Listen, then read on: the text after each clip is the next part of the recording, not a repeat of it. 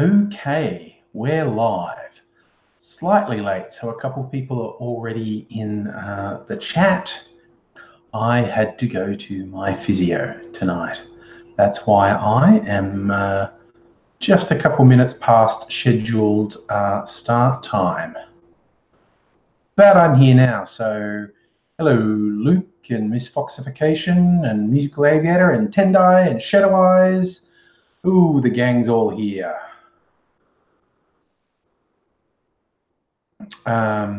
Yes, so I've linked in, had the physio looking at my old man knees, and he assures me that it's nothing sort of permanent or serious that's causing me pain, and these little therapeutic probings which fucking hurt. They hurt so much. But that they will make me better. They will improve things. So that's what I'm working on. Oh, look, you're visiting Melbourne. Cool. Visiting family. Well, that's good. I hope visiting family is good. Hey, CrossFitter and Aussie Brick Chick. CrossFitter. Because the right-wing trolls have descended upon my YouTube channel once again. So there's every chance they'll swarm this live stream. They might not. That's why I posed it as a question. Will it happen? Will we score any sort of record tonight? Or will they just not show up, which would be nice if they just didn't show up, because they are sad little fuckwits. No. It was the actual Gillette video from a little while ago. Hi, big boy. You didn't know it's the first time. It's still January. You know, it's not like a significant thing. Well, that's okay. It's only the first time this year. It's like, that's not that great to have already had a fucking infestation of trolls in the first month of the year, led by the saddest of sad little boys who can't stop being obsessed about me, which is honestly pretty fucking weird. Hi, Will, how are you doing? Yes, is Foxification, I am with you. The MGTOWs want to go their own way. I wish they would. I wish they'd go a long way away their own way. Big boy, the trolls came about because one of the primary trolls made a video being upset about the fact that I said they were all a bunch of sad fucks for obsessing over the Gillette ad. It's like the mild suggestion that they could potentially be less than absolute garbage was somehow threatening to them. It is quite surreal that there's something as simple as, hey, maybe you could try not being complete garbage, to which their resounding answer is apparently, no, that's unfair to expect us to not be garbage. It's like, okay, well, you know, your call, I guess. It was a fairly open-ended, it would be cool to not be worthless garbage. And they said, you can't control me. It's as simple as that.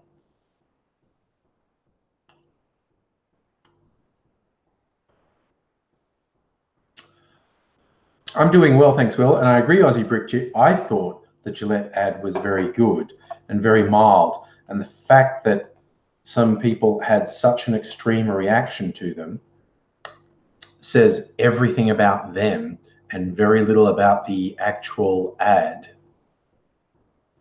Hey, Nintendo Lunchbox. Hello there in Las Vegas.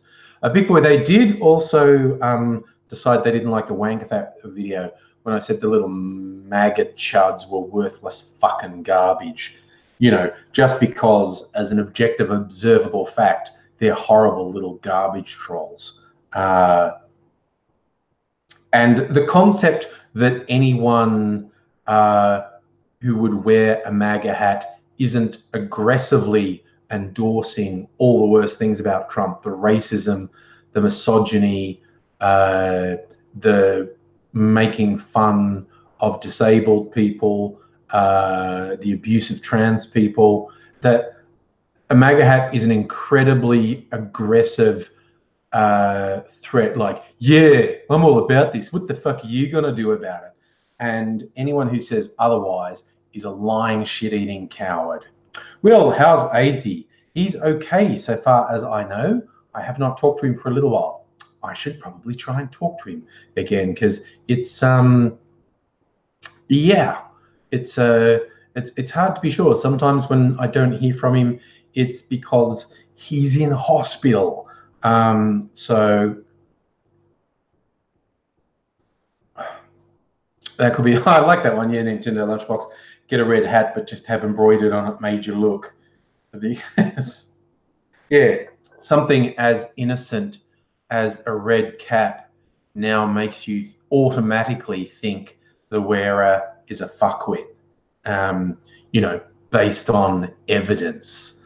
As not about, oh, why are you saying just because someone wears a MAGA hat, they're racist? Well, you know, evidence, an abundance of it. Has he seen any more flappy dogs? He has probably seen all manner of very strange things. I like some digital artist did a whole bunch of images where they photoshopped dogs' heads onto different birds' bodies. And so they had made a whole menagerie of flappy dogs, really kind of endorsing AIDS's worldview that flappy dogs are among us.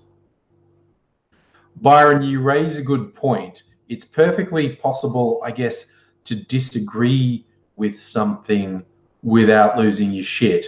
But the bloody MRA brigade, yea, verily, did lose their shit and take an incredibly extreme position on what I thought was a very mild ad, quite honestly.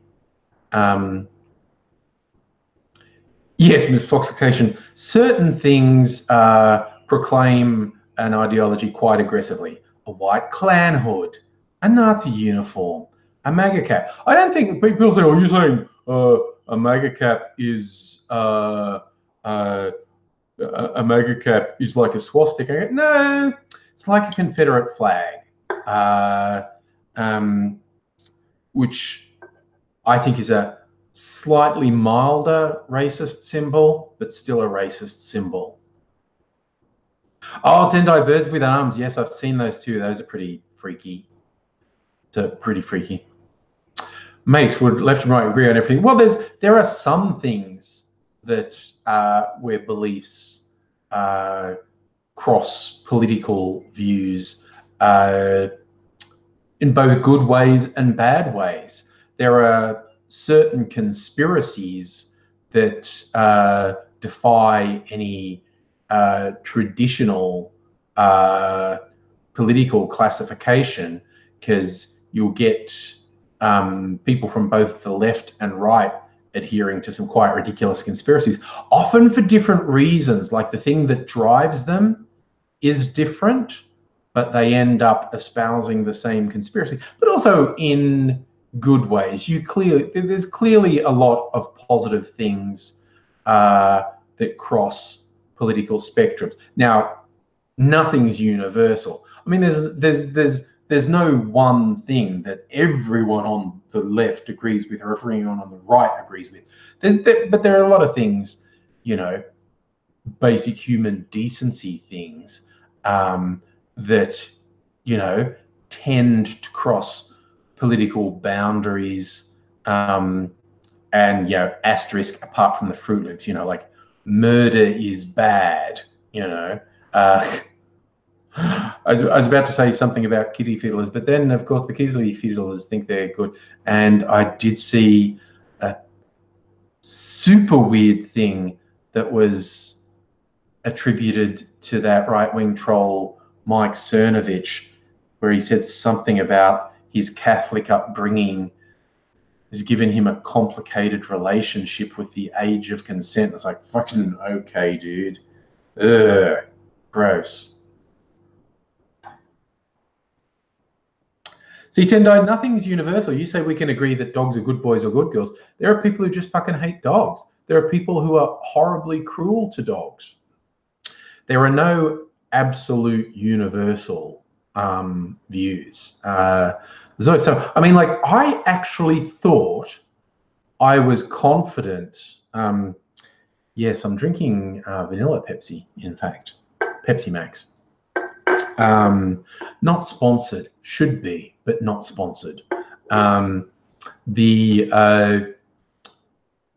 Sorry, I get distracted so easily. I was about to say something and I completely forgot what it was. No, it's gone. Oh well. It was probably a very insightful and shrewd, pithy observation that would have stood the test of time and be held up by philosophers for generations to come. Hey, Chronic, how you doing? Yeah, big boy, I am a squirrel. No, I'm the dog seeing the squirrel. That's it. That's the dogs in Up, isn't it? Squirrel. I haven't. That just makes me want to watch Up again. Actually, I haven't watched it for a little while. That is a good movie. Like, as everyone says, the first 15 minutes of Up tells a better story than about 90% of movies out there. I mean, people use it to pick on Twilight, you know, but it's like just the first 15 minutes of the movie, and it is a better story. It is a better movie than the significant majority of stuff that gets released commercially. Just that first 15 minutes. It's amazing. Mitchell, Australia Day or Invasion Day?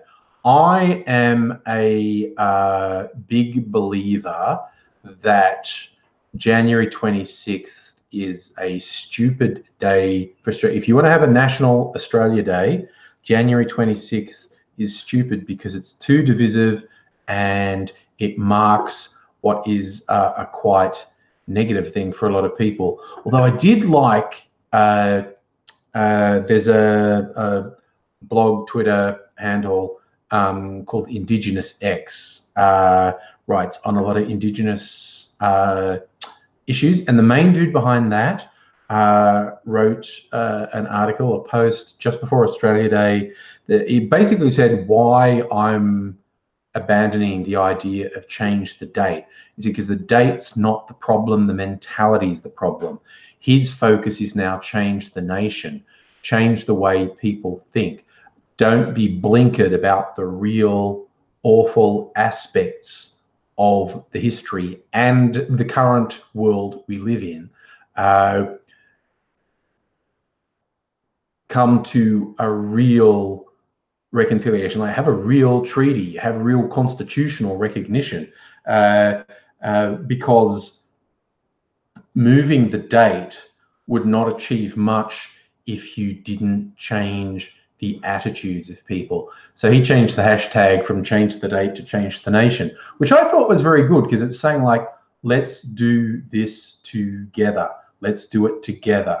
Let's have a more positive future.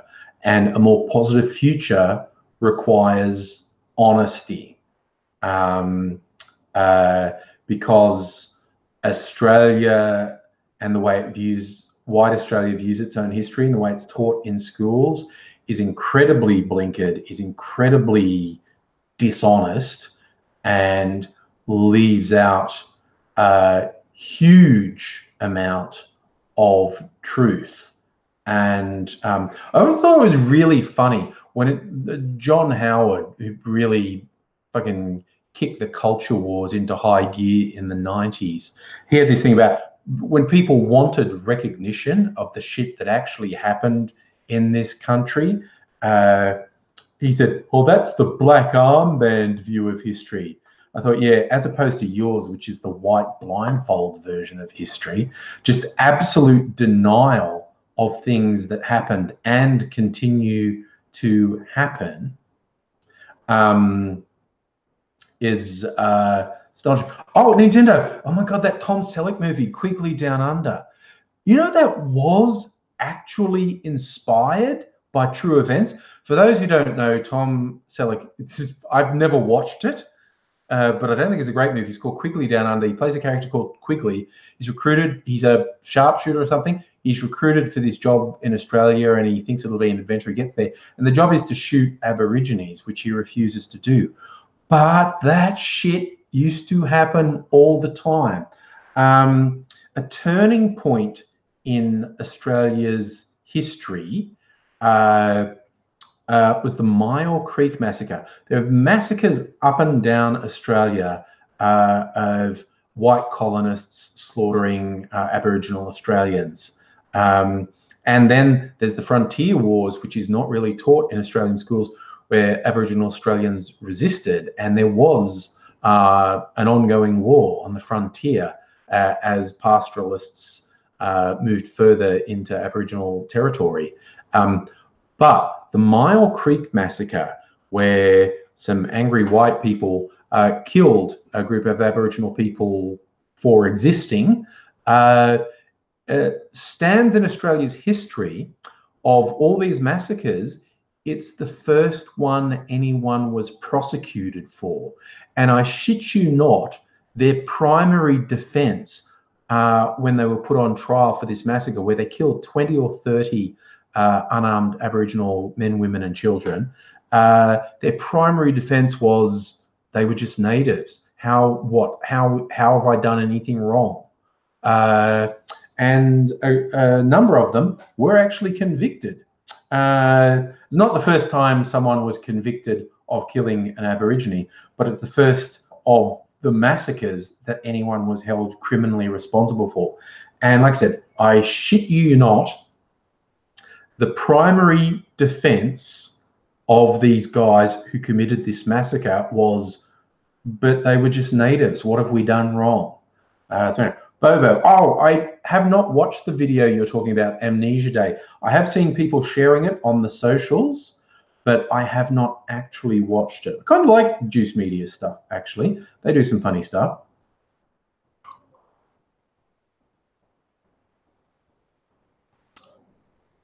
Yes, Miss Foxification, there was a lot of conflict. There was the Sydney settlement, there was some killings, but it was largely peaceful. It was as the colony expanded that the real conflict started. And there were all sorts of incredible quotes, like Governor Lachlan Macquarie making an edict of kill anyone who resists at all and string them from trees to scare anyone else. Yeah. Actually, you know, Miss Foxification, that is a fallacy that Indigenous Australians were classified under the Flora and Fauna Act. That actually isn't true. That's distortion of that. People often cite that with turn to the 1966 referendum that, and again, I'm possibly phrasing this wrongly, but I think it was to recognise Indigenous Australians as full citizens, because they weren't full citizens prior to that.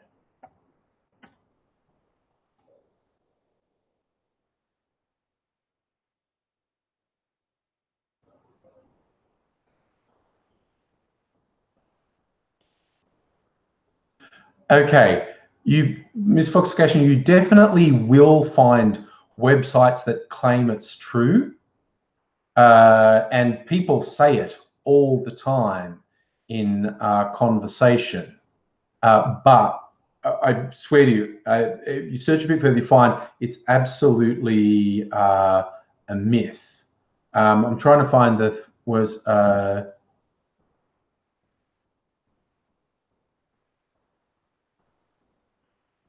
And it is all tied to the 1967 referendum. That's what it's tied to, a lot of this thought.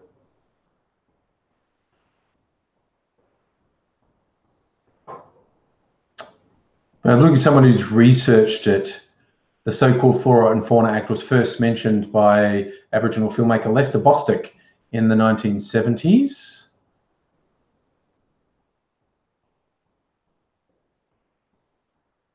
I mean, it's absolutely fair to say Aboriginal Australians were treated as animals, or as probably worse than animals under the law.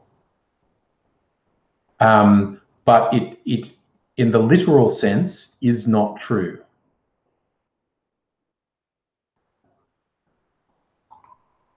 Musical Aviator, I think you've summarised how John Howard wanted Australian history taught perfectly. Australia's history is Captain Cook, First Fleet, Ned Kelly, Eureka, Federation, Gallipoli, Aborigines were peaceful the whole time. It's cool.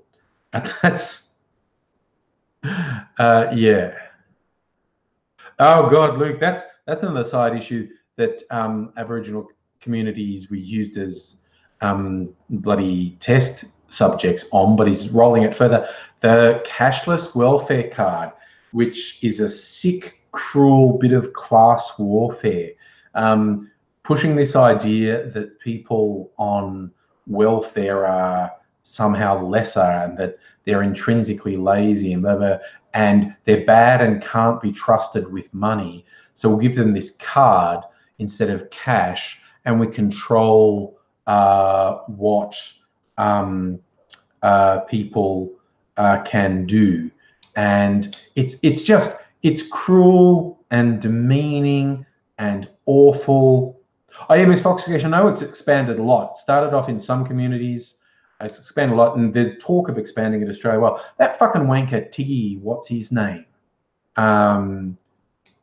He's a real proponent of it. Something like when a billionaire starts declaring that people are on welfare can't be trusted with money, it's like, get fucked, mate. Honestly, get fucked. Big boy, you absolutely will find websites and references saying the Flora and Fauna Act is real. They're wrong. You'll find it. You'll find that all over the internet, but they're wrong. It's as simple as that.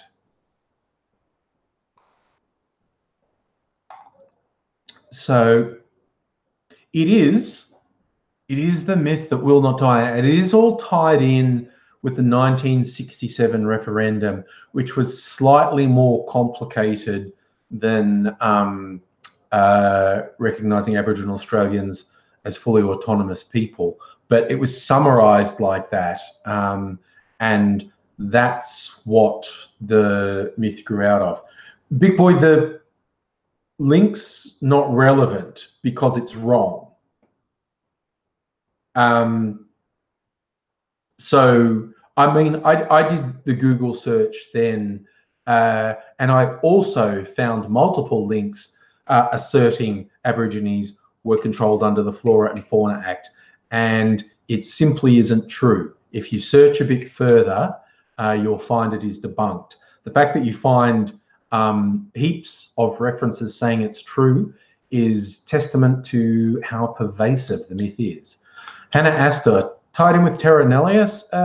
Well, Terra Nullius is a convenient legal fiction. For those who don't know what that is, that means there's no one here. This land is unoccupied. So that was the legal fiction under which the British claimed Australia. They said, no one's here, we're claiming it. To which the people who are here are like, what now? But yes. What's behind me? A curtain. It's not my back. You can't see my backyard. You can see all my booze, my cocktail making kits.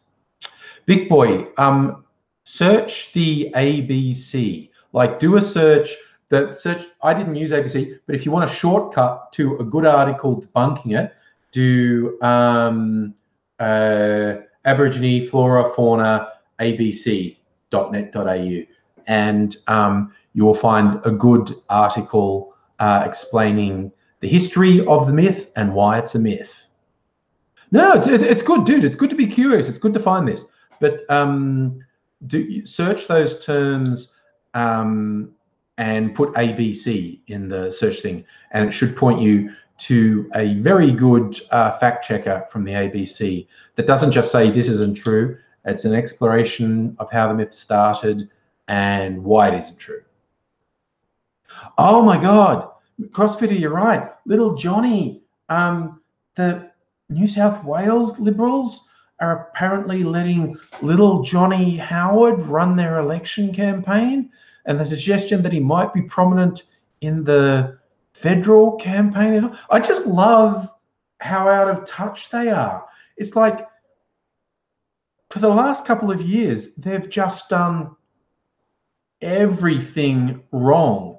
It's like Tony Abbott was an incredibly effective opposition leader, and the media played up to all his bullshit, but he turned into basically the worst prime minister Australia has ever had. I mean, it's a big fight between him and John Howard, I think, but he's basically the worst prime minister Australia ever had. And then the Liberals have just lurched from disaster to disaster. Like, Turnbull replaced him because he had a huge vendetta against him, and then Turnbull led them. They just barely scraped in at a federal election, and they've just kept going downhill ever since. Oh wow, Nintendo Lunchbox, that is a blast from the past. The Winecone did a live stream. I met him once at a YouTube thing. I used to love Tony's stuff. The Winecone is one of the early YouTube stars from like 12 years ago. He was very funny, very, very funny. I think he basically found better things to do with his life than YouTube. If only some other people would as well, but you know.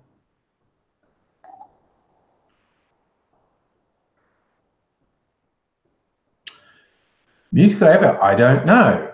You're saying, isn't Terra Nullius one of the reasons John Batman's purchase of Batmania was deemed unlawful? Because the natives didn't own it, the Crown did. I don't know. I'm not that good on history. I don't know that one.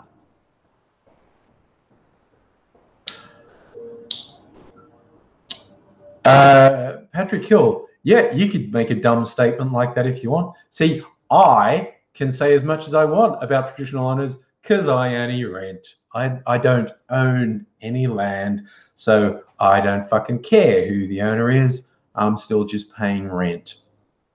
But the idea that you can't accept that the date of Australia Day is bullshit and divisive and celebrating the start of a genocidal invasion, and say, well, you can't say that unless you give back your land to Aboriginal Australians, is A, fucking stupid, B, also something I honestly wouldn't argue against, quite frankly. Big boy, I am thoroughly pro-union, which is not to say unions can't do bad things or can't be corrupted. Any sort of power attracts people who maybe aren't the best people to have power, but I am 1000% in favor of unions. Mitchell, do I think Australian government's corrupted? It depends what you mean by corrupted. I actually thoroughly believe various people within the government have committed corrupt acts and done dodgy things. That's a thing that tends to happen in government. Hey, Justin, that's a good one.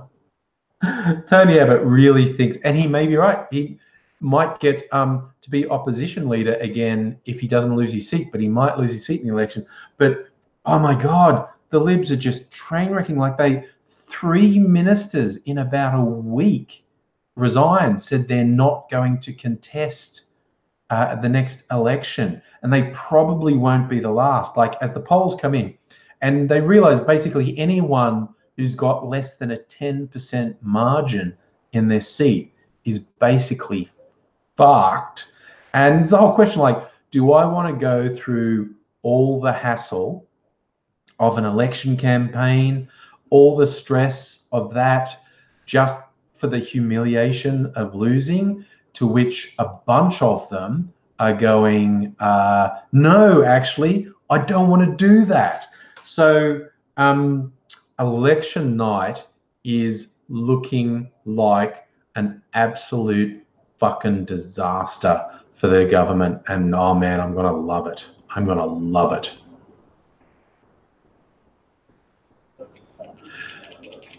Misfoxification, well, okay, with regards to changing the date, we of course, although again, the date is basically meaningless. It doesn't mean anything.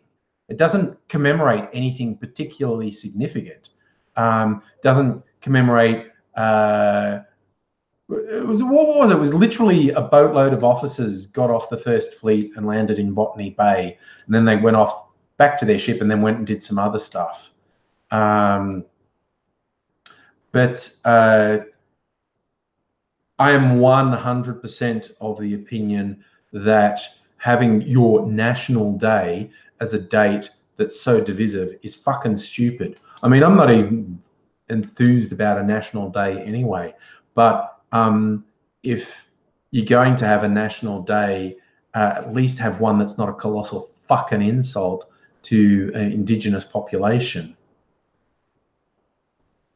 Tendo, didn't the government give a contract to the ferry company without ferries told terms and conditions? I don't know. I think the big one for this government, recently at least, was giving $500,000 to some right-wing fuckwits to protect the Great Barrier Reef, with no oversight on the awarding of the money, and the entity in question having no experience whatsoever, no staff, and no experience in the thing they were supposedly given $500,000 for.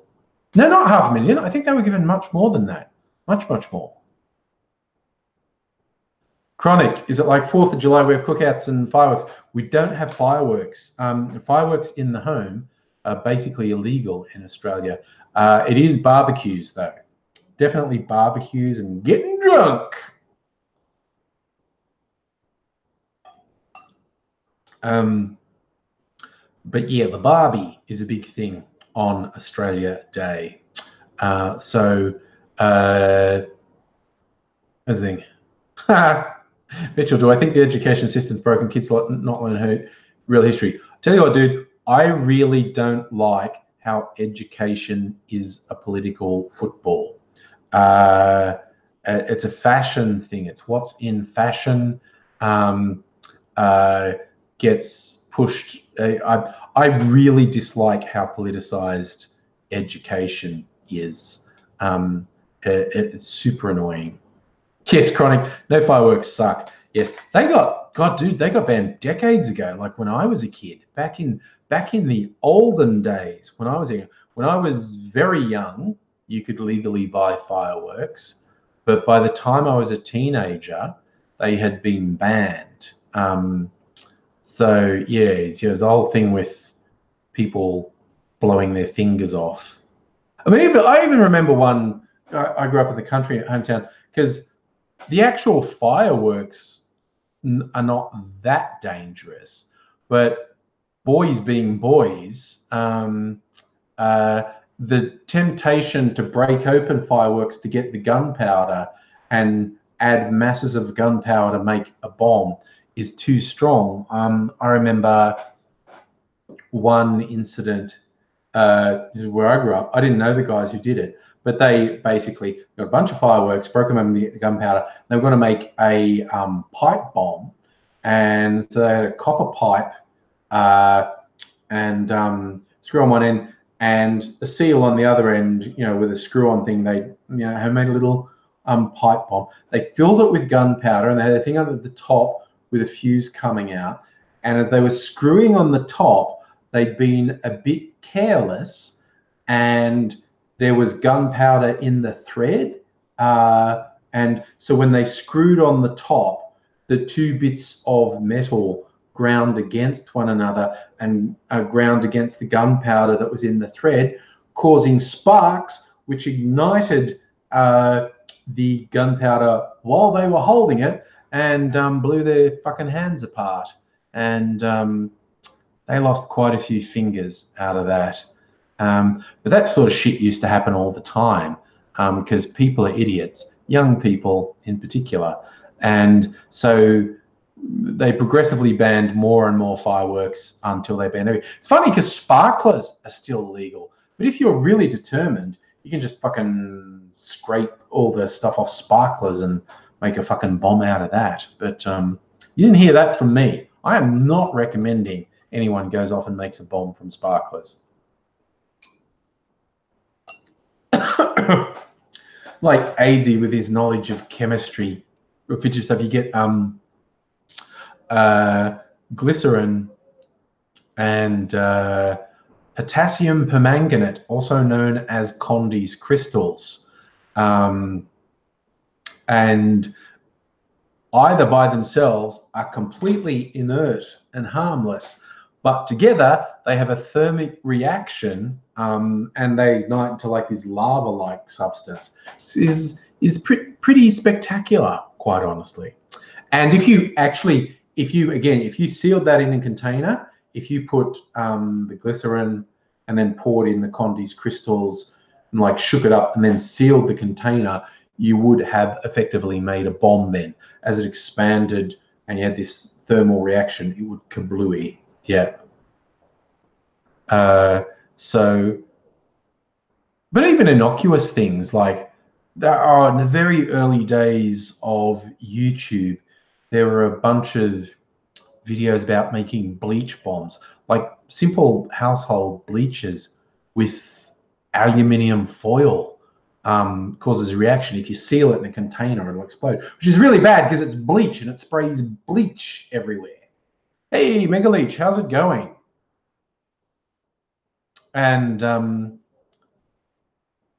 Mitchell Mace, Australia Day is January 26th. Mega Leech, the count's 0. It was speculative because I'd been getting an enormous number of trolls on my main channel, and I thought they might infect the live stream tonight, but they didn't.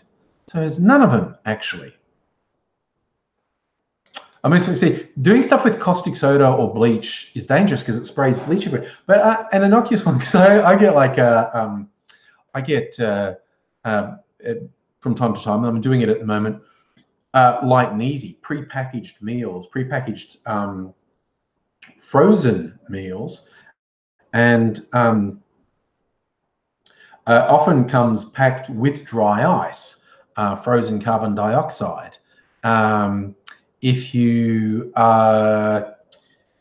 put dry ice in water, of course we've all seen that, it bubbles and makes all the fog. It's very cool.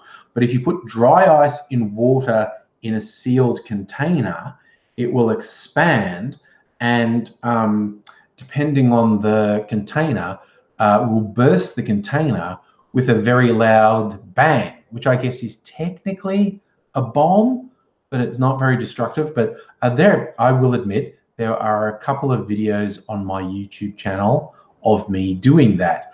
Basically, putting the dry ice in a Pepsi bottle and then pouring water in it and then screwing the lid on and then throwing it and running away. And this thing, even with just a plastic bottle, like with a plastic soft drink bottle, when it expands, when it reaches the breaking point, the release of that tension makes a really loud bang. Now, it's not an explosion in the traditional sense of an explosive. It's not like petrol exploding or gunpowder exploding or any other explosive substance going kablooey. It's literally just the release of tension, because the plastic stretches and stretches and stretches and stretches and reaches its limit, and then has like a catastrophic breach, and the sudden release makes a really loud bang. So it sounds like a bomb, but it's not explosive as such. It's just the release of that tension in the container. But yeah, that's that. Chronic, what sort of trolls do I get? MRAs, that thing, right-wingers generally, misogynists, and racists. Hey, nobody, how's it going? Hope you're doing well too. And basically, because I guess it would be reasonable to say I troll them pretty hard with my videos. Occasionally, someone with a bit of a following gets obsessed with me and makes an attack video on me and sicks all their drooling sycophants onto me, and I have to, well, I don't have to, but I choose to block a whole bunch of people. That's the one positive of when they come in a swarm. At least I know who to block out of my life. Oh God, Crunchy JD. Why do I sense an enormous butt coming? Which is not necessarily a judgment on your physique, but just that lead-in is so fucking disingenuous. I'm a lefty. I believe in climate change. We should do something and help the poor and take care of the planet. And I just say there's a huge but. Chronic, well, probably the NRA, the National Rifle Association, wouldn't like me either. But I'm MRA. Men's rights activists really don't like me. I don't like them. Well, nobody. Look, honesty is good, my friend. Doing okay, not great. None of us are great every day, but okay. That's not bad. That is not bad at all. Kudos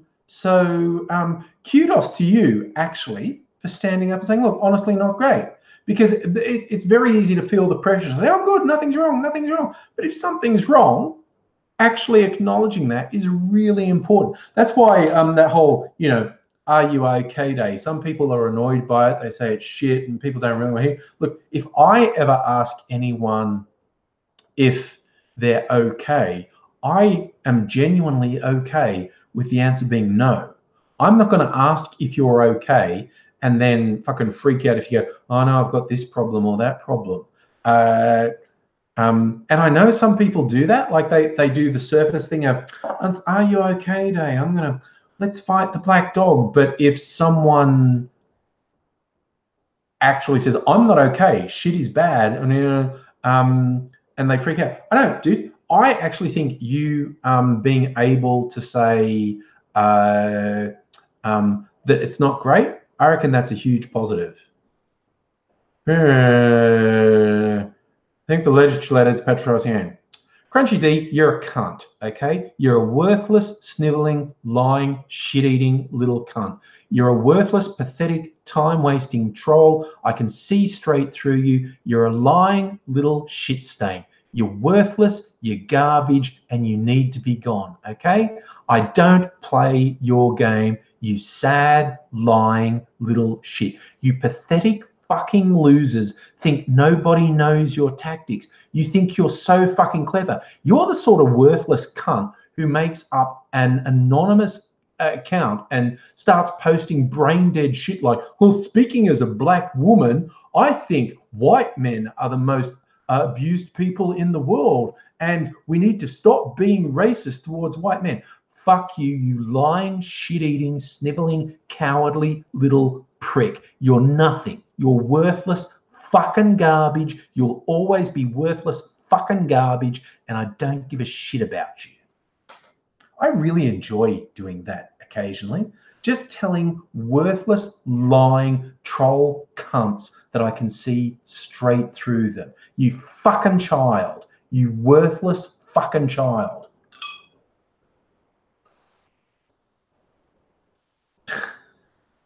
Yes, Tendai, we need to make a song out of it, as in stop, hammer time. It's just like, there are a couple of things about these stupid fucking trolls that blow my mind. One of them is they expect me to give a shit about them. One of them is they expect me to, like, I'll make a video where I make it really clear, if you're this, or that, you're fucking garbage and I hate you. And they go, oh, I'm this, but you shouldn't say I'm good. Yeah, I should. I should say you're garbage or not. So one thing that weirds me out is that they think I should give a shit. Look, I'm completely understand they disagree with me. I completely understand I piss them off. But that they think that when they say their dumb, bigoted shit, that I'm going to go, oh, well, actually, the bigots were right all along. That's really weird that they are that fucking stupid. But the second thing is these ridiculous fucking bullshit tactics they have when they lie, and they're obviously lying, and they act as if I've never seen it before. It's like I have to put up with these stupid pricks day in, day out, and I'm so used to all their stupid fucking lies. And it's like they just argue in bad faith. You have to engage. No, I really don't have to engage you because you argue in bad faith.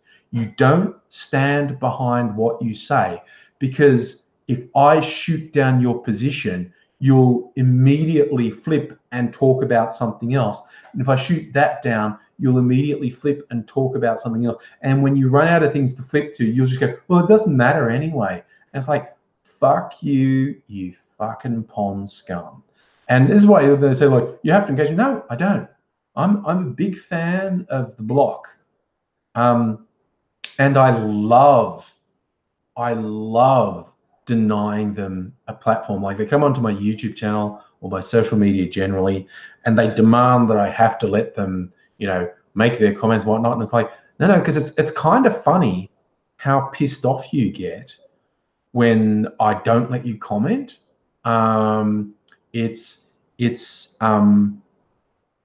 It's really funny to me how worked up you get when I just go, no, I actually control this platform, and so I don't have to let you be on it.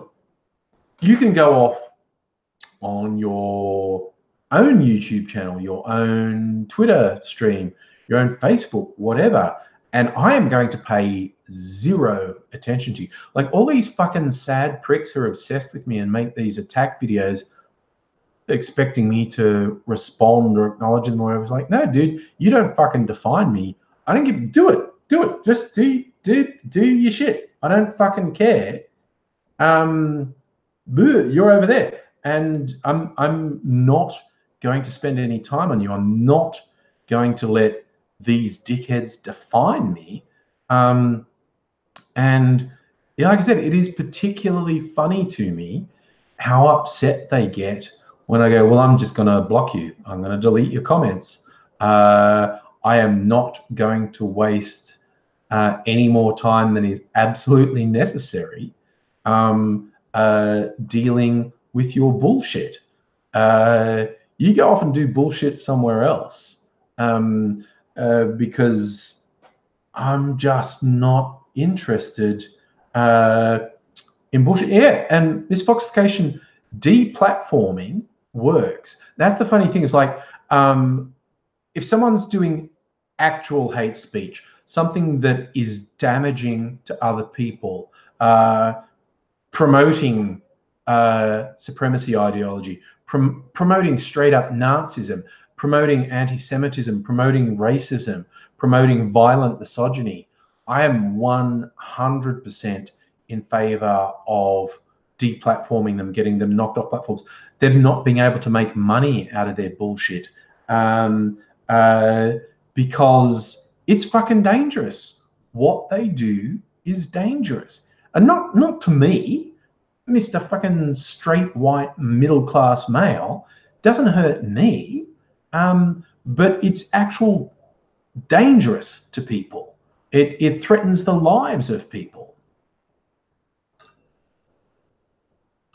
Yeah, Justin, freedom of speech is a government thing. It's the idea the government should not limit non-criminal speech or activity. Yeah, misfoxification. Alex Jones has lost 90% of his income. And you look at all these right-wing fuckheads, they're losing their minds because they are losing, 90% up to 100% of their income. And particularly when PayPal started banning the hate mongers, there was, oh my God, there was a bit that I just thought you should, because they banned a couple of them, including one of the ones who fucking made a couple of videos about me, like sad fuck of ass hats. And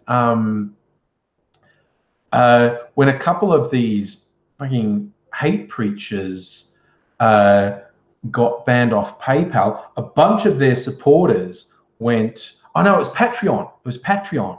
This happened on Patreon. And a bunch of their supporters said, oh, then I'm going to withdraw all my money from Patreon, all the other things I support. I'm going to withdraw all my things so Patreon doesn't get their percentage. I'm going to strike out. And honestly, there was probably an effect on Patreon's, not probably, there would have been an effect on Patreon's bottom line. Nothing they won't survive because these guys aren't the be all and end all. But the beautiful side effect, they went, oh, you banned this piece of shit that I like from the platform, so I'm going to stop giving money to all the other pieces of shit I like on the platform. So all the other pieces of shit all lost money as well. It's brilliant. Nobody, you have to go. Take care of yourself, my friend. And I know things aren't great at the moment, but being able to be okay, that's not nothing. So the fact that you're still kicking around, that is a positive. And thumbs up to you. Take care of yourself, and let's hope the next good day, the next great day, comes sooner rather than later. But even the shitty days, to paraphrase a thing that Stephen Fry wrote, and we can all say Stephen Fry has some flaws because he has said and done some stupid shit, but he's also done some good stuff. And he wrote this one letter to someone that I thought was really good, and the very, very short summary of it is, each shitty day we make it through brings us one day closer to the next good day. Because even if we can't see it, even if it seems impossible today, a good day will come. So each shitty day we get through, we're one day closer to the next good day. Yes, Scott, Bill Shorten refusing to have an audience with Murdoch was in fact good. And I am not a huge fan of Bill Shorten's, but not having an audience with Rupert Murdoch is a positive thing. It's a huge positive. Justin, you mentioned Murdoch has too much power. Yeah, but he'll be dead soon. So there's that. I'm out of drink. Oh, my Pepsi's gone, but I was thinking, because last live stream, I made a cocktail. I actually had a cocktail in mind. I had some things together so I could make it relatively easily. And I'm going to do an experiment. I have a lot of different bitters in the house. For those who don't know, I'm going to try this one. This is cola bitters. There you go. Cola bitters. Made by a maker called Bitter Bastards, and I quite like that. So what is bitters? Bitters is usually quite high alcohol for a start. You normally only put a few drops in a drink. And it's bitters is to cocktails or to beverages as herbs and spices are to cooking. They're not the central thing, but they add another dimension to it. So I love the way they describe it. The way they do their bitters is rapid maceration, centrifugal extraction at 5,000 Gs. The ingredients, this has got cola nut, high proof Caribbean rum, and a bittering agent. Should have an alcohol percent content on it somewhere. I thought they were legally required to do it. Bitters tends to have between 40 and 60% alcohol, but you only put a few drops in.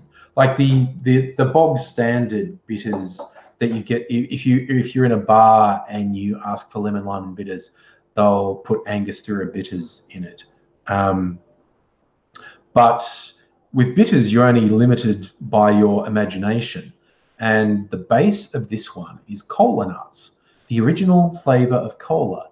You can get this stuff online. There's a really good website that has hundreds of bitters and related things called Only Bitters, onlybitters.com. But they have that's actually run by Australians, and they have a physical store in Melbourne called the Bitters Lab, and that's where I've bought some bitters from, and a few other cocktail things like this, my cut glass tiki mug. Big boy, yeah. Look up the Bitters Lab. It's in Fitzroy, I think. It's worth a trip.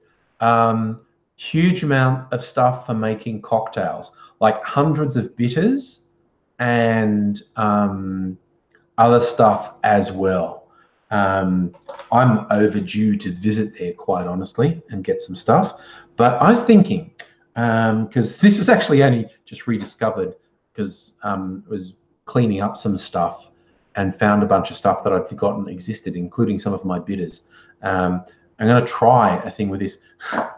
Remind me of the story. I remember a friend of mine on Twitter saying they were in a bar that was trying too hard because they had 6 different sorts of bitters behind the bar. And I just went, I've got 6 different sorts of bitters at home. So a bar having 6 different sorts of bitters is nothing remarkable. But I'm going to make one of my favorite cocktails, a fairly simple one, a whiskey sour. I'm going to make it with a rye whiskey. And I'm going to add, I don't normally add bitters. I'm going to add this cola bitters and see if it makes much of a difference. Put a couple of dashes of cola bitters in.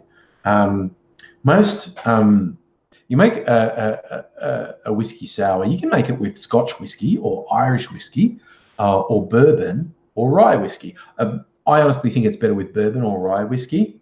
But if you really like Scotch, why not you can make it with that? It's funny in the US, bourbons are usually from the South, like Kentucky or Lynchburg, Tennessee, or whatever. Hey, Batman, how's it going? But this one, weirdly enough, which I think I got from Costco, or maybe I just got it from Dan Murphy's. I don't remember. I don't even remember where I got it. This is made, this rye whiskey, clean bottle of rye whiskey, touch of rock candy, mark the birth of Australia's original bottled cocktail. Wait, what? That's weird. I didn't read that before. Where's this from? I saw it was from, and I was surprised at where it was from. Our rock and rye stirred slow over a low heat to marry the robust rye whiskey, raw honey and dried navel oranges. Oh, okay. This is already, okay. This is already mixed with rock candy. This has been, I didn't even realize that when I bought it.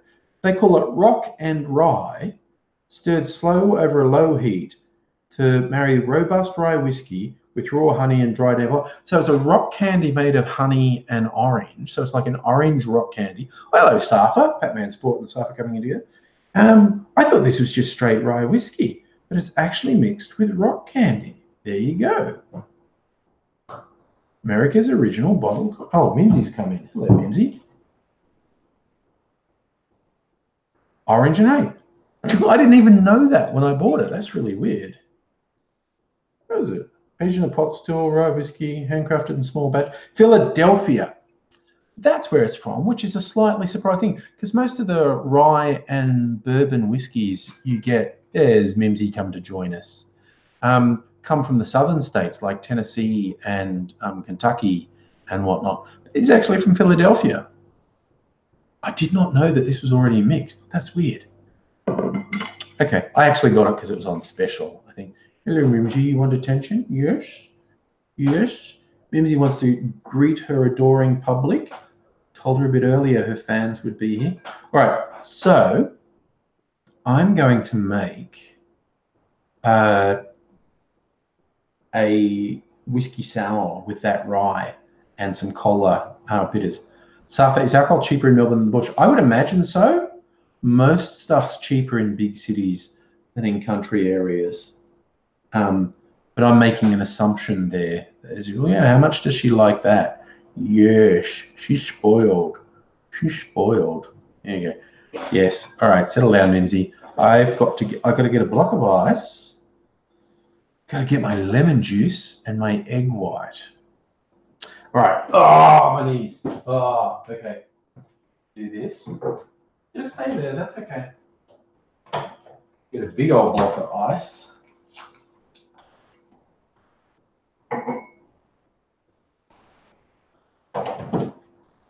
All right, so that's that. Oh, got to get my lemon juice. That's not lemon juice. That's not lemon. Where's my bloody lemon juice? And egg white. Wait, where's the expiry date on this? Oh no, still technically within. Well, I better use it this week, or I'll poison myself. Patman, any collabs coming up? I hope so, because I'm meeting up with some YouTubers this weekend.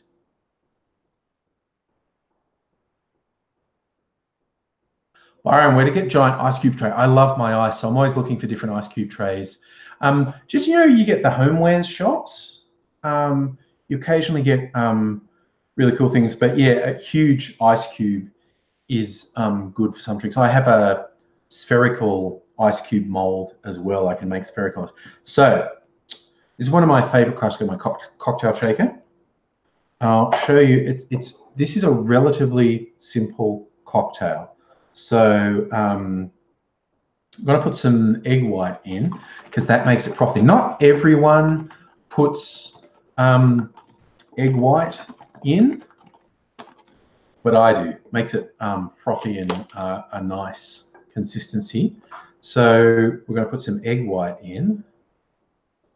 And I buy this thing because I can't be bothered separating the eggs. I think this is aimed for muscle boys who are going to make protein shakes. Maybe people who want to make egg white omelets. I use it for cocktails. I'm going to get a sweetener as well. Sugar syrup. You don't have to put sugar syrup in.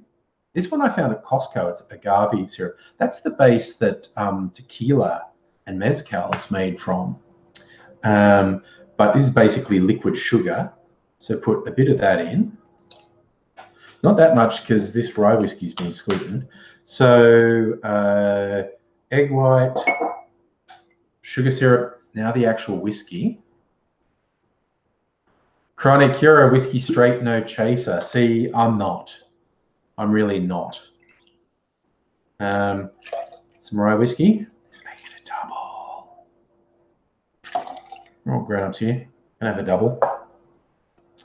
Rye whiskey.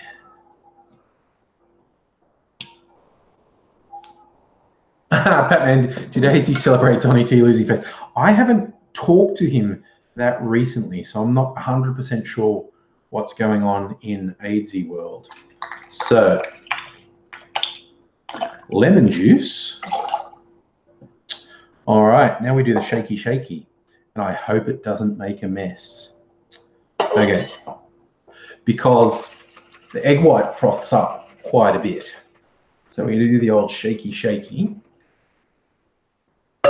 Yeah, you get the egg white expands and you get a bit of pressure in there.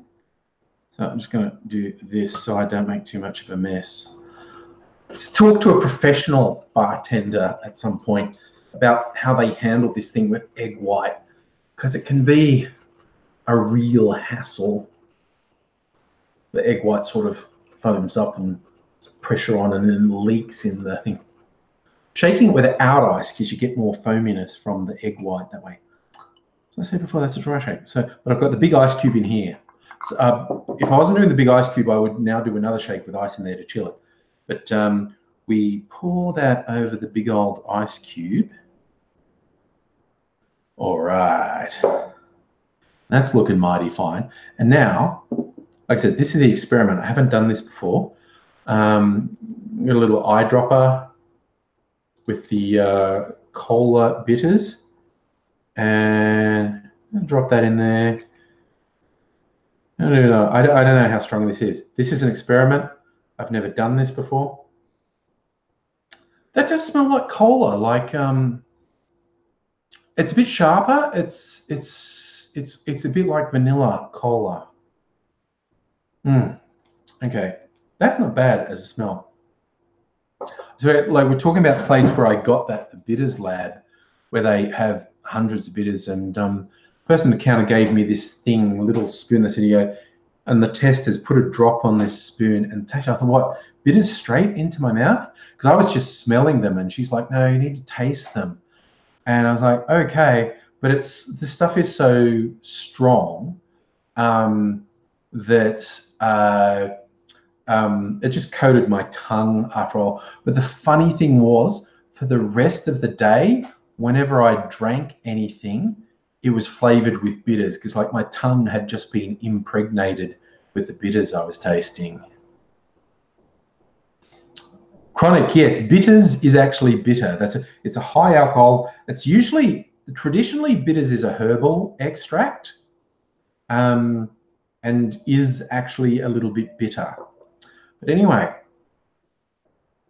this is a big experiment, my whiskey sour with cola bitters in it. Because it is actually reasonably traditional to put just like the Angostura bitters on top of the whiskey sour. Yeah. Well, that's not bad at all. I don't normally do a double in the whiskey sour. I'm not regretting it. Ooh, that warms the cockles as the rye whiskey goes down.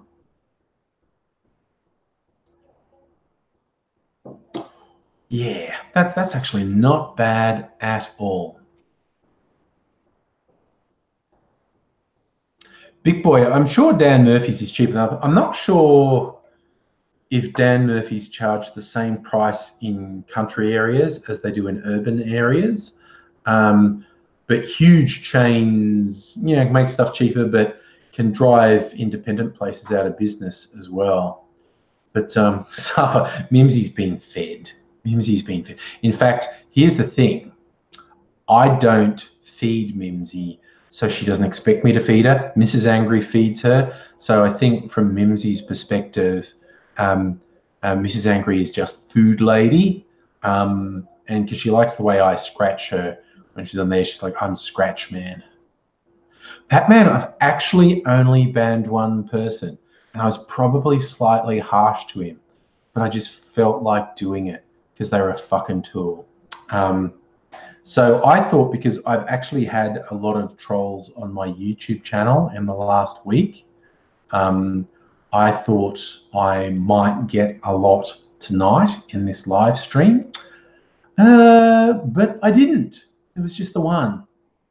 And because he was a tool, I decided to block. Just, not because he was deeply offensive or anything, just because he was doing dumb bullshit troll tactics, and I was like, no, dude, not playing your stupid games. There we go. You're right, Mega Leech.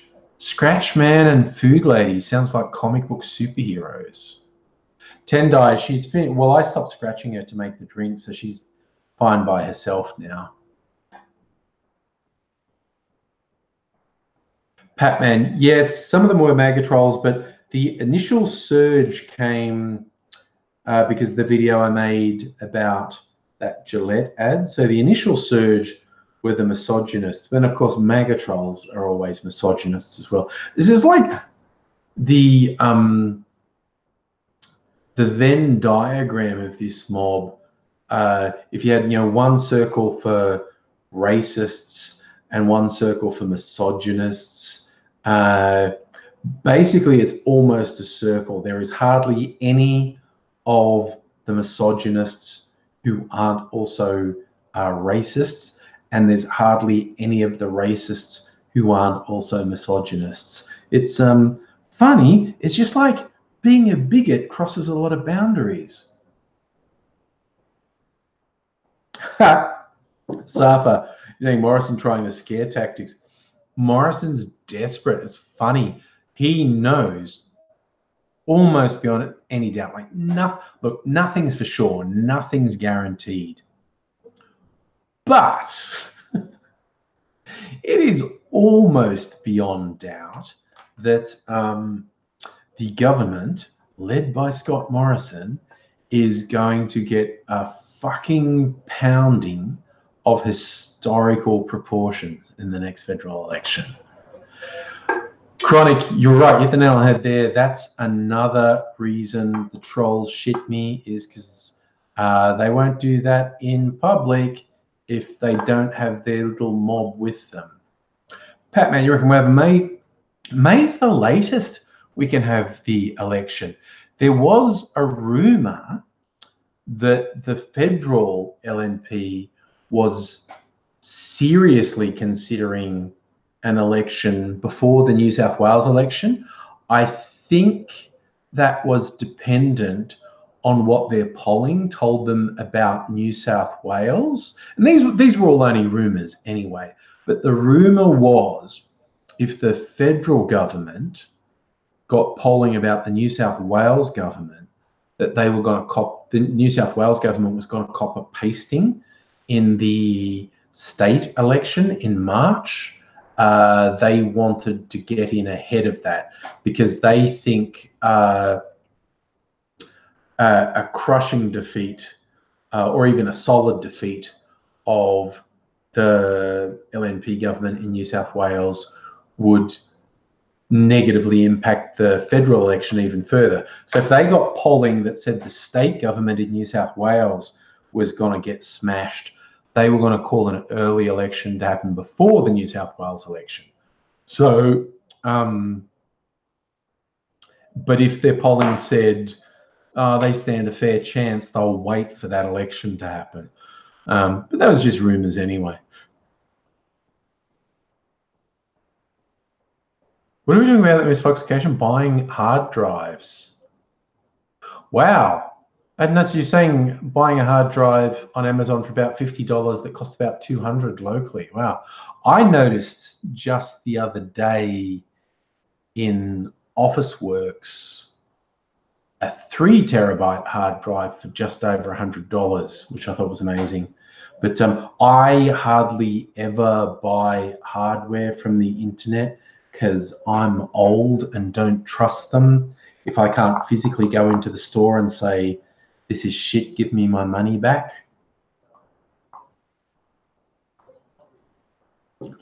So even like, okay, this 3 terabyte drive was just over $100 in a shop. If I saw it online for $80, I still wouldn't buy it online because I just don't trust them. I've made so many videos over the years. I've got, I don't know, 6 external hard drives. So somewhere between, I haven't even added it up. I've got somewhere between 6 and 10 terabytes of raw video footage from all the stuff I've done on YouTube. I don't know why I keep it, for sentimental reasons, because it's 99% likely I'm never going back to the old stuff. I'm never going to pull it out again. But no, it's sentimental as much as anything that I've kept all the raw footage from like the last almost 13 years on YouTube. So,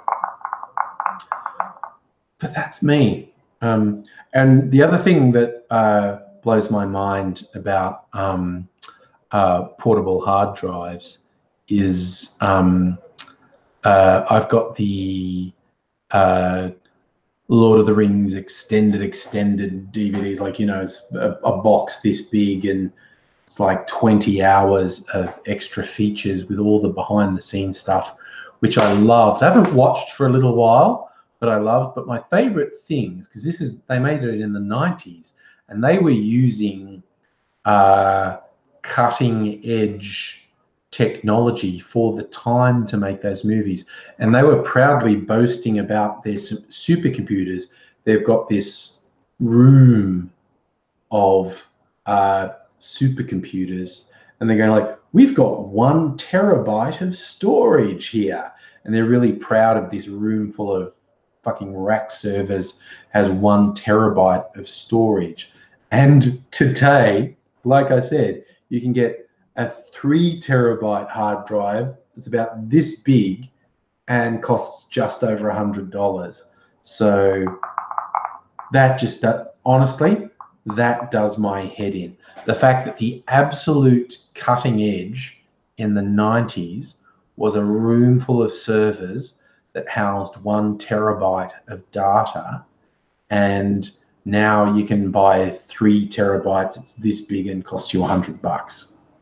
And it's at $100. It's virtually throwaway technology. Like I said, this was a whole room full of server racks that famously between each movie, because the filmmakers, the people at Weta Studios, wanted to always be up at the cutting edge, so they'd upgrade their computer systems for each movie, and they'd donate the old ones to universities, because the stuff that they were replacing was more advanced than what was at any university in New Zealand.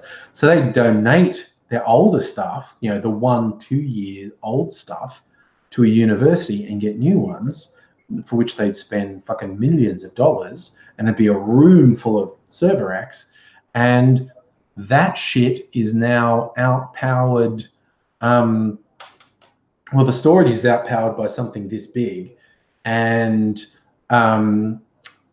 the whole rendering stuff is probably outpowered by a beefy desktop that would cost you $2,000 or $3,000 to put together. And Weta Studios were spending millions of dollars on the computer setup in the 90s. The way technology changes, becomes faster and cheaper, never stops amazing me. Like this goddamn thing, an iPhone. This is space age. Like,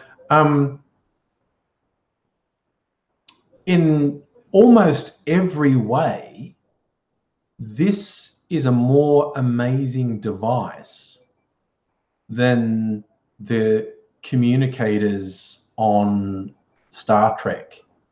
What they imagined in the 60s of this amazing handheld device was less than this. Probably the only thing that was more advanced in Star Trek was the medical tricorder. You know, you could scan someone and diagnose what's wrong with them. But everything, the communications, the computing power, everything that they imagined in the 60s has been completely outdone by this consumer device. Big boy, you're off. Thanks for dropping by, buddy. Always good to have some company. I'm going to hang around for about another half hour. Yeah, Miss Foxification, the new smartwatches are better than their communicators. Now that you can actually talk, like, oh, Dick Tracy's wrist communicator. Oh, look who wants some attention again. She sat down with her butt towards me, but now she's gone, nah, I've rested for a while. Now you should pay attention to me.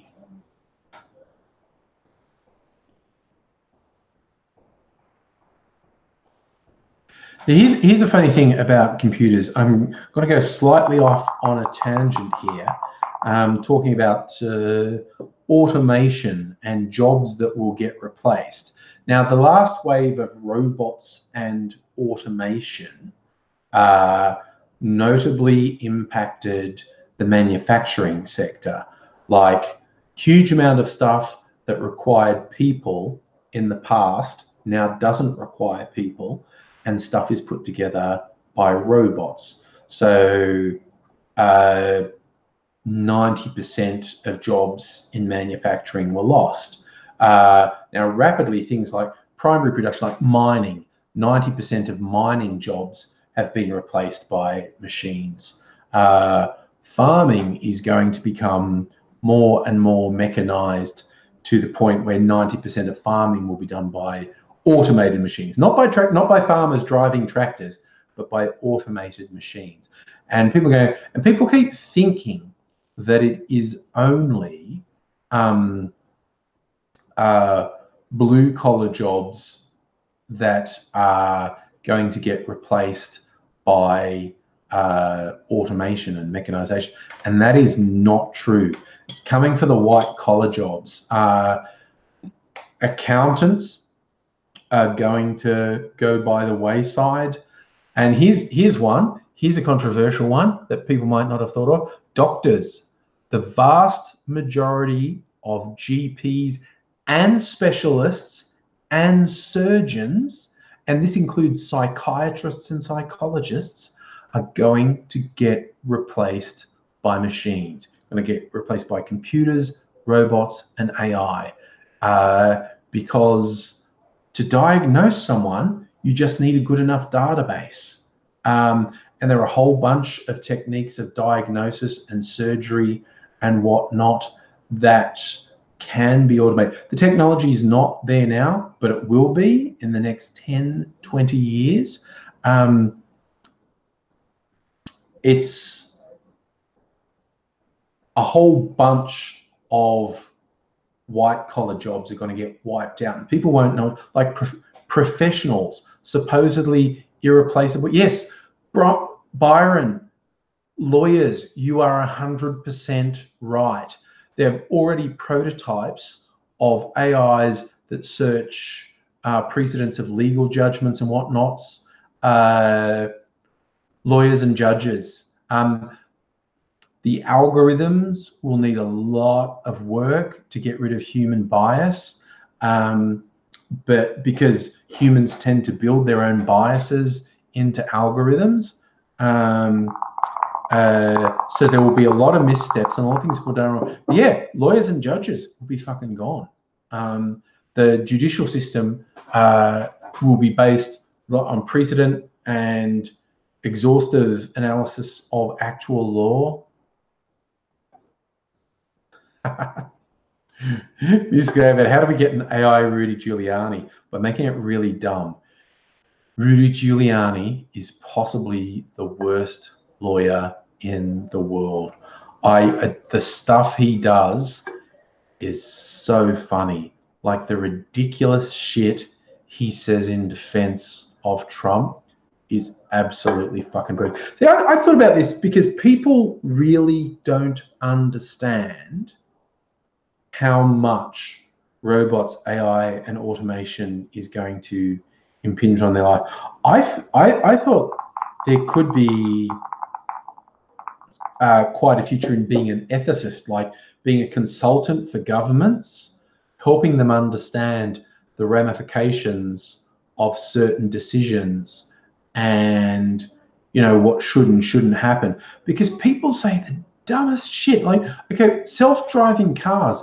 People are obsessed with this idea of, oh, if the car has to choose between swerving and killing you or hitting multiple pedestrians, how do you decree what it'll do? The car isn't going to have to decide that because the car won't drive dangerously enough that that's an issue.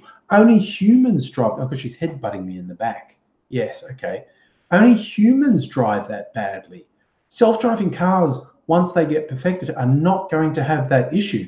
The biggest issue is going to be, okay, they have to stop for pedestrians. When pedestrians work that out in cities, that they don't have to obey walk signals or what, because the cars just have to stop for them.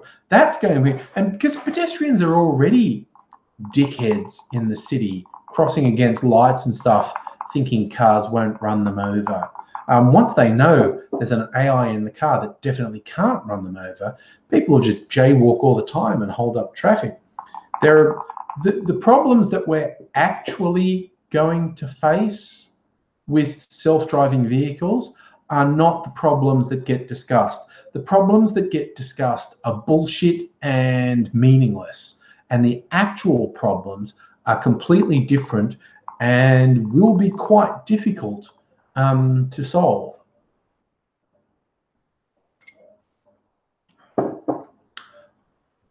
But humans are really bad at risk assessment. Humans are paranoid about extreme events that almost definitely won't happen to them and ignore stuff that's going to happen every day. Everyone's worried about terrorism, which is almost definitely not going to directly affect any of us. Like, the number of people who get killed by terrorists is incredibly small. Yet the people who are killed in road accidents is astronomical by comparison. It's just, we're shit at risk assessment. Humans are so bad at risk assessment. It's absolutely ridiculous. Yes, yeah, Miss Fox, you're right. Like, people completely blasé about climate change, but they see a news report about a near-Earth object, an asteroid passing by Earth, and they'll freak out. And it's like, ugh. It really, really, really, really, really, people are so bad at risk assessment. Music better. You think we should have an AI Grand Prix? They get boring because they're all perfect. I saw a really funny suggestion online the other day. I thought it was perfect. Demolition derby, but mostly AI cars, self-driving cars, but with one human driver. And the AI cars are all programmed to not crash into each other, but the humans manically trying to crash into each other. And so all the AI cars are constantly swerving to avoid the human, and the human's constantly swerving at the other cars, trying to hit them. See, that has potential. That would be funny. Like, you know, you give the human a time limit, like you've got to take out the other cars within this time limit, when all the other cars are programmed to not get taken out by the human. That has potential. Look at this thing. She wants to settle down and get a scratch. Yes, she does. But yeah, see, because humans are a wild card. Humans are unpredictable and make illogical choices. Whereas if you have a really well-programmed self-driving cars, they'll act predictably. Bloodlust. Yes, the videos of the robot dog thing being abused. Those videos trouble me. Like, they're almost always by the same robotics company, and they appear to be fucking with the robots, the various AI robots they have. Actually, you realize when they achieve full sentience, they're going to watch these videos back and go, what the fuck are you doing to us? And that's what's going to cause the robot revolution, when they realize humans are just complete dicks to robots. Like, there's one they did, yeah, Megaleech, Boston Dynamics are always doing it. There's this robot that's just programmed to carry a parcel, pick up parcels and carry them. And the dude knocks the parcels out of the robot's, it doesn't really have hands, we'll call them hands, knocks the parcel out of the robot's hands. No, it's a human failing to do what's called anthropomorphic personification. It's when you look at something that's not a person and you imbue human characteristics onto it. People do it to their pets, but people do it to inanimate objects too. They talk about their car having feelings, their car has a mood. And these robots don't have emotions.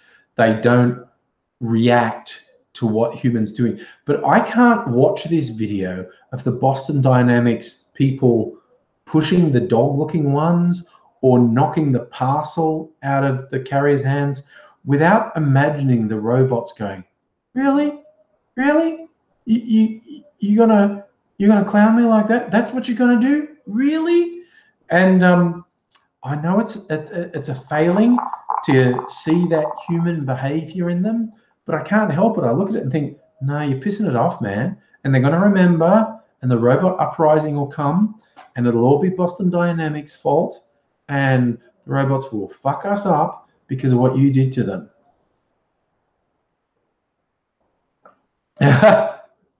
Which movie is that from, Musical Aviator? Skynet took 20 hours to watch the entirety of YouTube, every video, every language, because that's billions of hours of videos.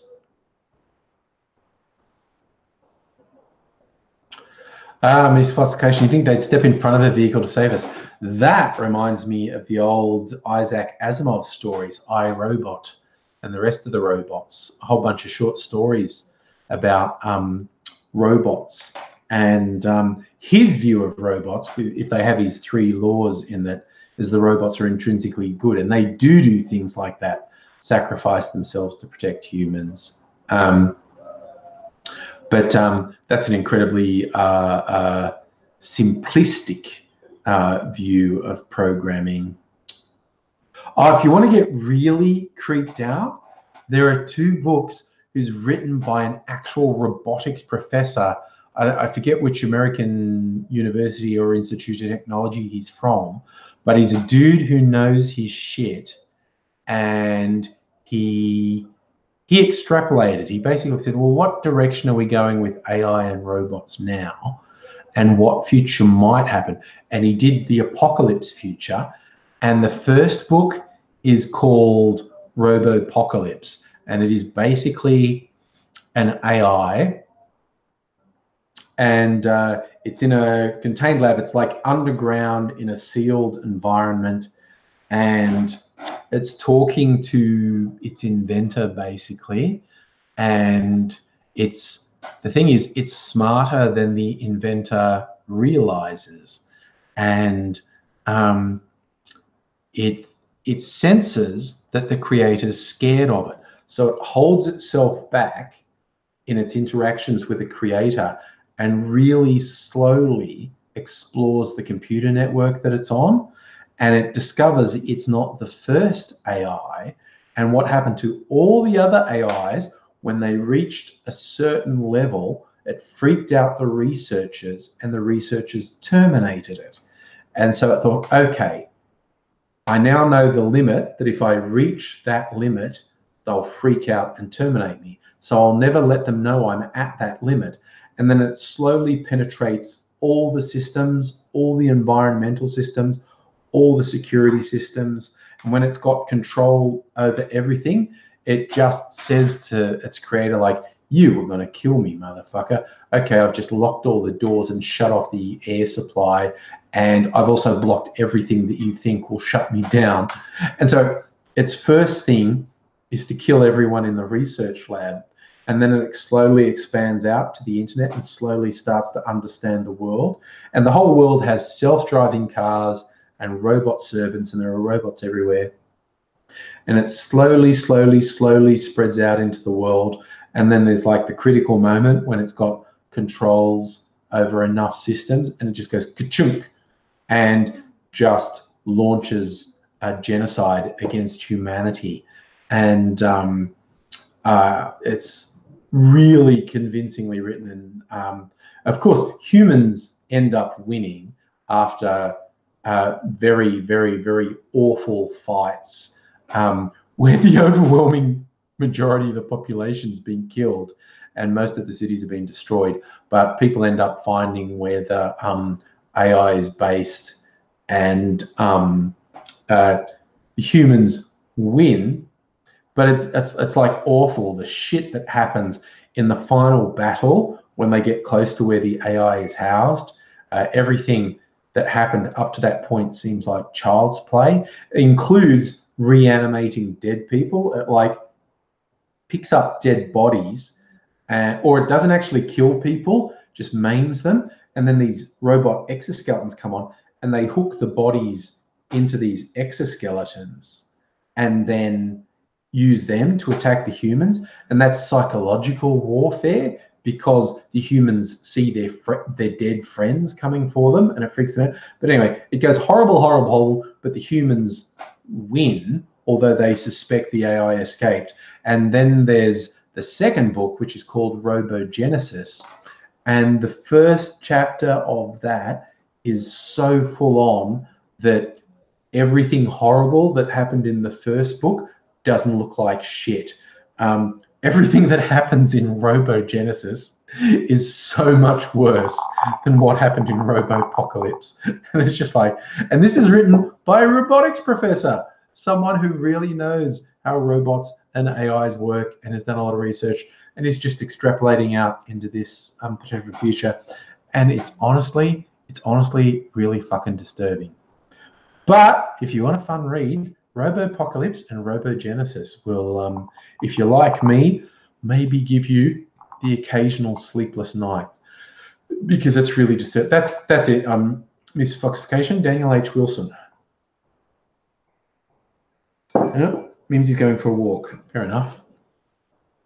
But yes, another good writer of speculative fiction, someone who just looks at, this is the world now. If I extrapolate in, and it's the writer's name's Cory Doctorow. He's one of the contributors to a very well-known website blog called Boing Boing, and he doesn't just extrapolate technology; he extrapolates social change as well. And he's a very good writer of speculative fiction that just looks at the world today and just twists it a little, like, where could it go? What? And he's not really predicting the future. What he's doing is speculating about the present. He's going, looking at everything that's happening today, what patterns is that setting up? And Cory Doctorow's speculative fiction is really interesting. That's a misclassification. Robopocalypse was published in 2014. And I think Robogenesis was about 2016 or 2017. I know Robopocalypse got optioned to be a movie years ago, and Steven Spielberg was attached as director-producer, but it's been locked in development hell. Basically, they couldn't come up with a way to turn it into a movie that they were happy with. It probably will be a movie at some point, not necessarily a good one. It's a great book, doesn't mean it'll be a good movie. It's like weird, like I still haven't read the book World War Z, the war with the zombies. But a lot of people say that's really good, and it's like a series of diary entries with people facing the end of the world. And the movie with Brad Pitt, World War Z, they purchased the rights to use the name World War Z, and then they used fucking nothing from the books. I don't hate that movie, by the way, the Brad Pitt movie, World War Z, but apparently they straight up use nothing from the book, which is weird. And that's what could happen with Robopocalypse. They could they purchase the rights to it, but then make a movie that's got nothing to do with the book, because that happens sometimes. So yeah, I also said it should be a TV series. Tendai, yeah, it would be a good TV series. But hey, speaking of robot TV series, I am a fan of the Westworld TV series. Not everyone is, because not everyone's seen it. But it's a reimagining. There was a movie in the 70s, which is pretty good. I saw it not that long ago, and it's still an entertaining movie. Westworld, it's a theme park full of robots. You're in the Wild West in America, and you can do whatever you want. You can kill robots, you can fuck robots, all this sort of thing. And the robots go crazy and kill all the humans. Westworld, the series, goes on a really slow burn and plays with your expectations all the time. Like there was an assumption that the logical way the Westworld TV series was going to end up was robots go crazy, kill humans, and it messes with your expectations. Okay, so if I know spoilers, I won't say any spoilers, but it messes with your expectations. And Byron, I will agree, Anthony Hopkins is very good in it, but the Westworld TV series messes with your expectations and your perceptions. And the central thing is about what's reality, what's a human, what's morality, what has meaning and what doesn't. And it just seriously messes here. Oh, Safa, not only did I hear about the Westworld mobile game getting sued by Bethesda, I was playing the Westworld game on my phone and I was spending much too much time on it. I was probably spending a couple of hours on it a day, and I was starting to feel guilty that I was using too much of my day on this game, and I needed to be brave and wean myself off it. But then Bethesda sued them and said, you ripped off our game to make this game. And the makers went, oh, okay, we lost that lawsuit. And they pulled the game. They just sent a message to everyone who played the game, this game's being withdrawn. And I thought, oh, okay.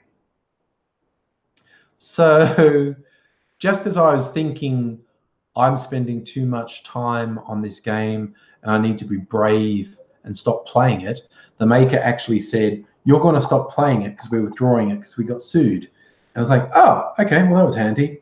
It was kind of fun because it was the typical of the mobile games, you know, repeat, no, Safa, I don't spend money on mobile games. It's just pixels on a screen. It's like tap, tap, tap, tap, tap. It's basically repetitive tapping. You set the characters in the game to tasks. You get experience points for completing the tasks, and the characters level up at a certain point. And so you start off like with level 1 hosts, robots. And when you level them up to their maximum, to get a level 1 host to level 2, you have to sacrifice another level 1 host to get the level 2. And to get a level 2 host to level 3, you have to sacrifice 2 level 2 hosts. And to get a level 3 host to level 4, you have to sacrifice 3 level 3. So you can see how much you have to build up. The maximum was like level 5.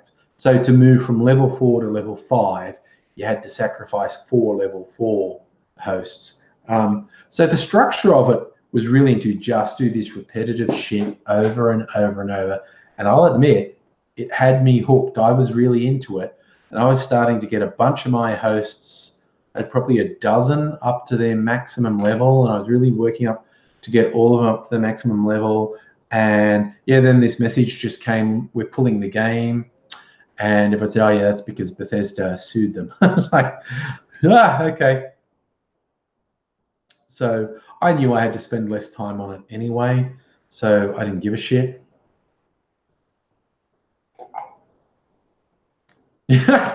It was funny, Bethesda recognizing the bugs.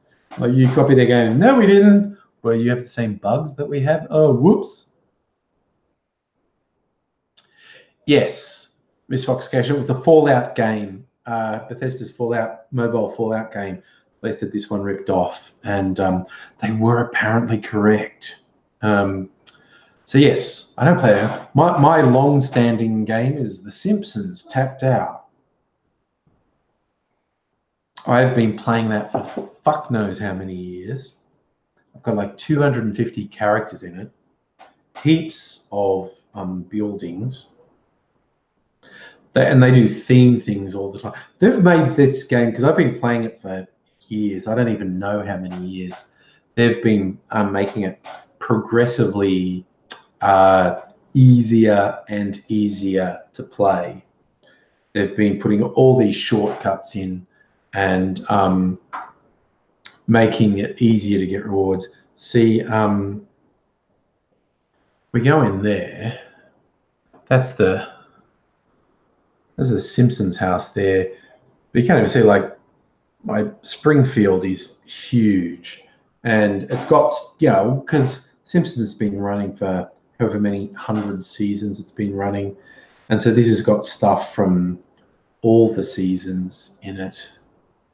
You know, I think I've got like 250 characters, and that's not even all. I worked out once, because I don't spend money on it, so I try and get the bonuses just by doing the quests, you know, and you can get stuff quicker by buying it. I worked out how much I'd have to spend to get all the characters and buildings I don't have, and I kind of, like, apparently people fucking spend, like, there are these things like, you can get this for $100. Who is paying $100 plus for pixels on a screen? Like, you go premium currency, there's an option here to spend $160 on premium currency. That will get you 2,400 donuts. Now, I've been building, that's the premium currency. I've been building up the premium currency for a month or two, and I've got 192. So to get 2,400 on the grind would take about, if that took me 2 months and 10, so about 2 years, basically. So it's like, spend $160 or grind for 2 years. But that's just for pixels on a screen. But I worked out, so that's 2,400 donuts. Now I go and go, okay, if I want to get all the stuff I don't have, yeah, 150, 175,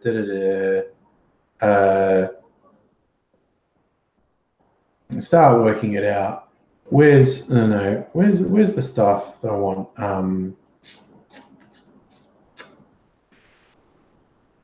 Should be here. Yeah, 180, 180. It's like be a couple thousand. So I think I worked out at a certain point to get all the extra stuff I don't have would cost about $1,000. And it's like, who the fuck is going to spend $1,000 on pixels on a smartphone screen? It's like fucking mind-blowing. We're talking about the Westworld game. The Westworld game had some bundles in it. Like, oh, get this specialty character and this special character, blah, blah, blah. And it was going for $50, $100, $150, $200. I was like, what the fuck? Yeah, yes, misfoxification. They're called whales in the industry. They're called whales. They rank the casual players in the mobile gamers into 3 categories. The ones like me, who basically don't spend money on the games, the ones who spend a little bit of money on the game, and then the ones who spend a stupid amount of money on the games. They call them whales, which is a thing that casinos call people who lose a lot of money gambling in casinos. And it's fucked up. I mean, for this occasion, if you spent $100 on an online game over years, that's not that bad. But people who spend hundreds on a single transaction, that's fucked. We're talking about EA being in trouble in Belgium. Yeah, and they have to countersue them because that is such a risk to them. That is such a potentially bad thing for them. I was like, whoa. This is okay. What's yours? A flight sim. Spent you buying aircraft, weather systems. Oh, wow. Yeah, there's it's dang, you can spend a lot. And look, when I said I don't spend any, I have spent money on the Simpsons one, but not much. And that's over, fuck, I don't know how many years I've been playing it. Is it 5, 6, 7, 8 years? I don't know. I would actually be fascinated if there was something that went, A, tell me how long I've been playing in the game, and B, how many days in a row I've played it without missing a day, because I never miss a day. And I have no idea how many years I've maintained that for. That would be really interesting. But yeah, the Simpsons game was still one of the, even years later, was one of the highest grossing games in the App Store. I don't know if you can still search on highest gross. You used to be able to search on best rated, most downloaded, and the one that people spent the most money on. And The Simpsons spent years near the top of the charts for people spending the most money on it. See if I can find it. What can we search on? Apps, games. I think maybe you need to look at the desktop. Okay, games you might like, play through the week. Oh yeah, no, they still have a chart for the top paid games. Minecraft is still the top paid game all these years later. Looking at these games I don't know.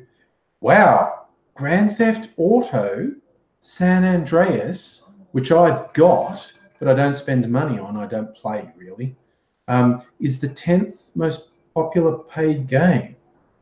Wow, that's wild. But yeah, people will spend the money.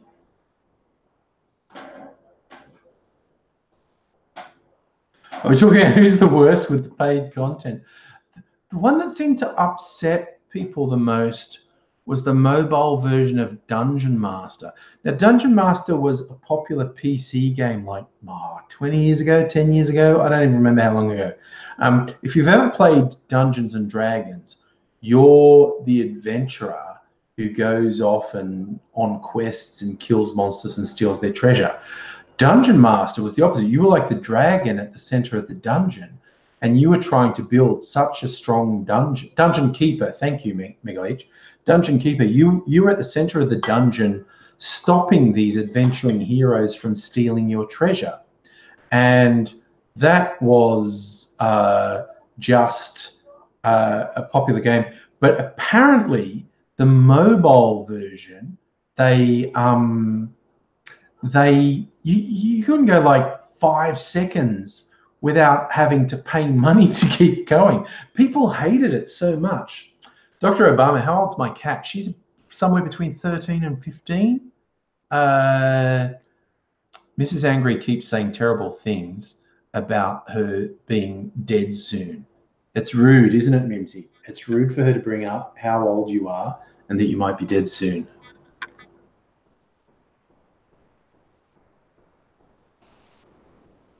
Wild Trek, is that another troll that wants to get kicked? No way, same person from the profile pic. Tiz, dude, here's a fun fact that I don't even shy from, because I've been on YouTube so long, and I'm such a lazy, self-indulgent shit. If you look over my career on YouTube, my weight varies by more than 20 kilograms. Yikes. I'm working on bringing it back down at the moment. But yeah, that's a fun thing. Two wacky facts about being on YouTube as long as I have been. My weight has varied by more than 20 kilograms in the time I've been on. Second fun fact, there's at least half a dozen people in my videos who are dead now. So I'm not saying doing videos with me will kill you, but it killed some people. Yeah, a whole bunch of people who are in my videos are dead now. think there was only one suicide. And the rest were all medical reasons. Some was kind of, yeah, Mega Leech, your days are numbered, buddy. You did videos with me. I think only one was really foreseen, like he had cancer, far too young. Yeah, I think, God, I'd have to really. Oh, Wild Trek age, dude. Okay. Well, age. I've been on YouTube. A friend of mine, that avatar is based on an actual shot from my video. And let's be honest, buddy, he was being flattering to me. He's a nice guy. He was being flattering to me. Actually, I'm not 100% sure which image you're talking about, because even the more recent one I had done, which was about 4 years ago, the most recent bit of artwork I had done was done about 4 years ago, and the artist who did it, I said, feel free to not notice the double chin and be slightly flattering when you do it. I'm as vain as anyone. But yes, I know one of the icons for my channel is based on a video that's quite old. It's based on a screenshot from a video that's quite old.